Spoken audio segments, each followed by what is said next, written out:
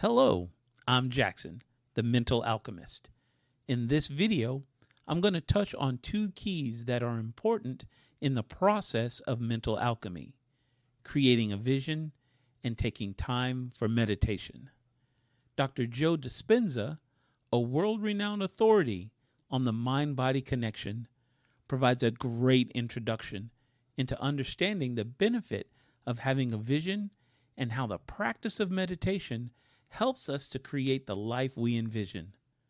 Dr. Dispenza uses concepts in neuroscience, epigenetics, and quantum physics to reveal practical insights that we can use to transmute our thoughts to create new and positive emotions that will help us in our daily lives and to ultimately reach our goals and dreams.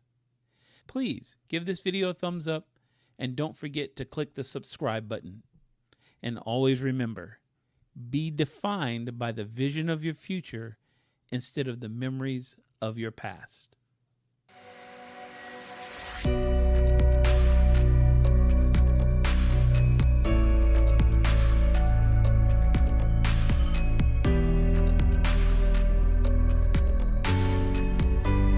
Your thoughts literally have an effect on your body.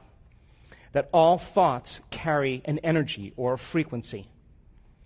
And if you believe that on some level that your thoughts have something to do with your body or your life, and you're thinking 60 to 70,000 thoughts in one day, and 90% of those thoughts are the same redundant thoughts as the day before, it's going to produce the same measurable effects in your body, yes or no? And you are going to begin to emit the same energy and information in your field. And you are going to keep creating the same life. So then the same thoughts always lead to the same choices. The same choices always lead to the same behaviors. The same behaviors create the same experiences. And the same experiences produce the same feelings and the same emotions. And those very same emotions drive your very same thoughts. And how you think, how you act, and how you feel is called your personality. And your personality creates your personal reality. That's it. That's it. So if you wanted to create a new personal reality, a new life, you would have to change your personality, yes or no? One of the great errors that almost everyone makes is they're attempting to change their income, they're attempting to change their position, they're attempting to change their business, they're attempting to change something outside of themselves without changing what's going on inside. You know, for me to try and change the results in my life, in other words, what's going on outside of me, without changing what's going on inside, would be just about as foolish for me to try and change the reflection of this mirror without changing my physical appearance. It's never going to happen. Well, that's what people are doing. They're trying to change something outside without changing what's going on inside. That means then you would have to start thinking about what you've been thinking about and change it, yes? You would have to become aware of your unconscious habits and behaviors and modify them, true? Even what you say and how you talk. And you would have to look at those emotions that keep you connected to your past, because emotions are the end product of past experiences.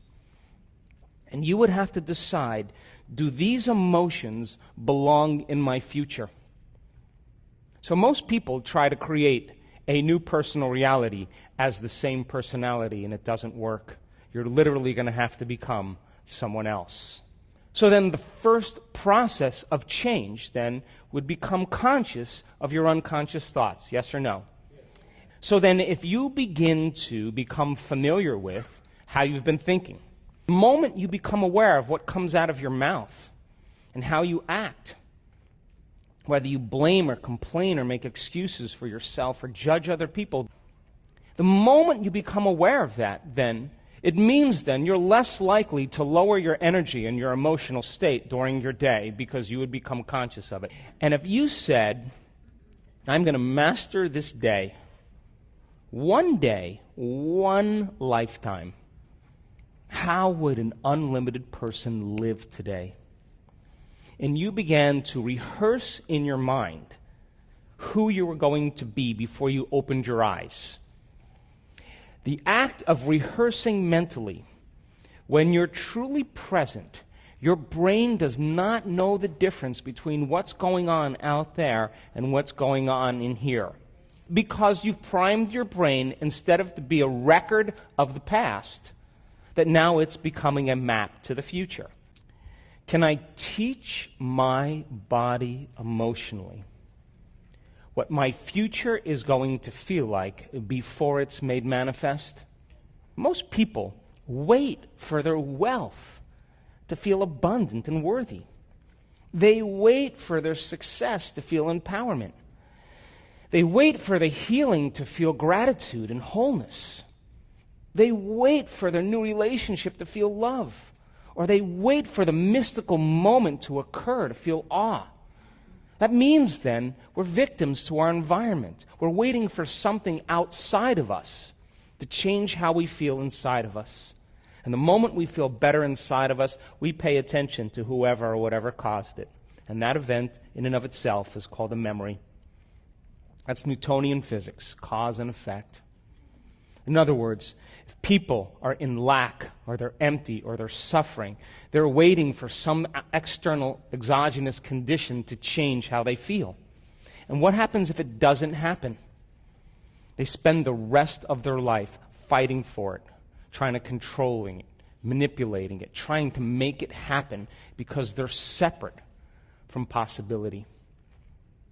But don't you know that the moment you start feeling wholeness, your healing begins? The moment you start feeling worthy and abundant, you're walking towards your future, called wealth. The moment you're empowered by a vision, and every single day you're living in that energy, you are going to tune into a new future. And synchronicities and serendipities are going to begin to happen all around you. The moment you're in love with yourself and you're in love with life, you're going to magnetize an equal. And the moment you're in awe of knowledge and information, you're going to have a mystical experience. And that's causing an effect. If you're able to then maintain that state of mind and body, where there's physical evidence in your brain and body to look like the experience has already occurred because you're doing the work, then the magic starts to happen in your life, and it comes out of nowhere. Those coincidences, those opportunities that begin to unfold are unfolding because you're no longer living in the known. You're living in the unknown. So then, if the brain is a record of the past, it's an artifact of everything you've learned and experienced to this moment. Would you agree then, if you're not being defined by a vision of the future every single day, you're left with the old circuits of the past? Yes or no? And if you are living by the memories of the past and you're not installing any circuits into the future, then you're going to be predictable in your life. And the moment you begin to connect to your network of your personal reality, and you can't think greater than how you feel, you're thinking in the past. Yes or no? Yes. And you'll keep creating more of the same life. So then, think about this. Your body is the unconscious mind. It doesn't know the difference between an experience in your life that's creating an emotion and an emotion that you're creating by thought alone. To the body, it's believing and it's living in the same past experience 24 hours a day, 7 days a week, 365 days a year. So then if meditation means to become familiar with, you got to become more familiar with the thoughts, behaviors, and emotions of your future than familiar with the thoughts and behaviors, emotions of your past. Yes or no? Yes. And it gets easier to think in unlimited ways. It gets easier to act like a wealthy person. It becomes easier then to cultivate the emotions of your future instead of the emotions of your past. And our students, people in this work, some of them have had horrific pasts. They've been abused, they've been traumatized, they have had very difficult conditions. And they stopped telling the story of their past. They started telling the story of their future, and they started believing more in that in their past. Great experiments have been done on the fact that we emit light and information, that you are an electromagnetic being, that you are emitting energy and information. And all that energy is carrying a message. And if you're living every single day in the same energy, then your life should not change in any way. Yes or no? Using our senses to define reality. And if you can't see it, you can't hear it, you can't smell it, you can't taste it, you can't feel it, it doesn't exist. And all of a sudden, people all of a sudden give up possibility. If you're waking up in the morning and you're not being defined by some vision of the future, your environment is actually controlling you. You're a victim to the circumstances in your life. Would you agree then we can take your past and lift it up and set it on your future? Yes or no? And so then if you've done that enough times, a habit is a redundant set of automatic, unconscious thoughts, behaviors, and emotions that's acquired through frequent repetition. Sigmund Freud said something similar along the lines of, until we make the unconscious conscious, it will always haunt us and we will always call it fate. My whole journey over the last 8-9 years that's allowed me to successfully reprogram my mind is just acutely observing my unconscious behavior. The first step that you must take to gaining control over your life and over your mind is to make the unconscious conscious. A habit is when you've done something so many times, your body now knows how to do it better than your mind. Are you with me still? So if you wake up in the morning and you're doing that, would you agree then your body's on autopilot? And it's dragging you into a predictable future based on what you did in the past. Would you agree then if your environment is so strong in conditioning you into the past, would you agree then maybe it'd be a good idea to sit down at the beginning of your day, close your eyes, and disconnect from your external environment? Yes or no? So then if you're seeing less things in your external environment because you've closed your eyes, all of a sudden now, your environment isn't going to control how you think and feel. Yes or no? And what if you were to play soft music in the background or put earplugs in and diminish more sensory information coming in from the environment? Would you agree you'd start putting more attention on your inner world instead of on your outer world? What is the practice of meditation? It is simply bringing your conscious awareness to something that is largely unconscious. We are making the unconscious conscious. If you do something as simple as watching your breathing, which is unconscious, or watching your heartbeat, you have no control over that. And you observe the natural patterns and rhythms of your heartbeat and your breathing. And what if you said to your body, hey, sit right here and stay right here? Are you telling it it's no longer the mind, that you're the mind? Yes or no? Yes. And now the will is becoming greater than the program. Hello, my friend. I want to take a moment to remind you of something truly incredible. You are an amazing, energetic, and powerful spiritual being. The power to create the life you truly want is within you. You have already taken a powerful step towards manifesting that life by simply acknowledging this truth.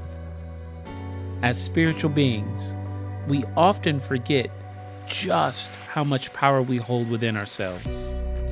We get caught up in the day-to-day struggles and challenges, and we lose sight of our true potential.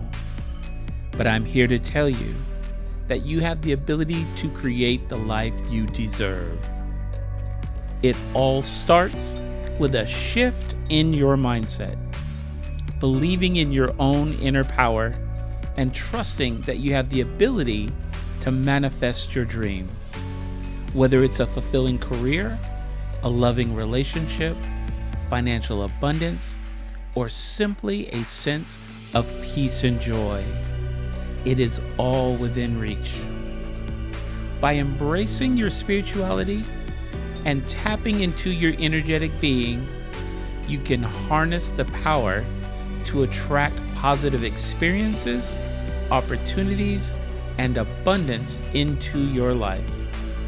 It may not happen overnight, but with dedication, faith, and a willingness to take inspired action, you can and will create the life you desire.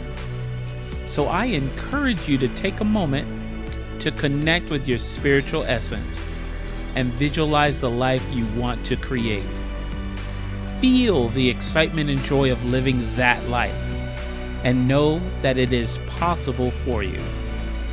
You are a powerful creator, and you have the ability to manifest amazing things. Believe in yourself, trust in your own power, and take inspired action towards your dreams. You are capable of achieving anything you set your mind to. Embrace your spiritual energy and watch as the universe aligns to bring your desires into reality. Again, you are an amazing, energetic, spiritual being. Embrace your power and create the life you truly want. You deserve it, and it is within your reach.